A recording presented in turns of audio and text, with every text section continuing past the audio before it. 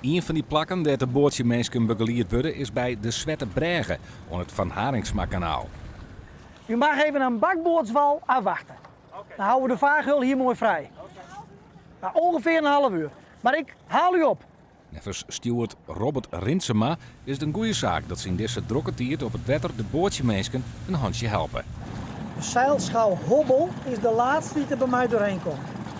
Kijk, het ene bruggat is dicht en al het water moet nu door het andere bruggat. Als ze aan het afstromen zijn in provincie, om het waterbeheer onder controle te houden, ja, dan worden sluizen opengezet, dan krijg je dus trek in die kanaalpanden. Maar dat moet nu allemaal door één brug. En normaal ging dat door twee bruggen, dus er kan meer stroming staan in dat bruggat, of voor dat bruggat. Met 4 boten zorgen de stewards ervoor dat de trosstream van het botenverkeer zo goed mogelijk verrint.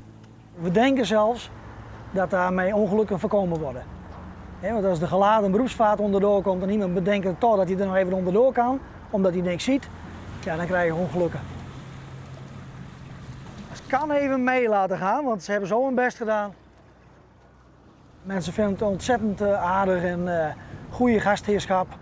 Er is niks zo erg dat je hier aankomt en dat je denkt van ja, wat is dit? Hoe lang duurt het nog? En waar moet ik gaan liggen?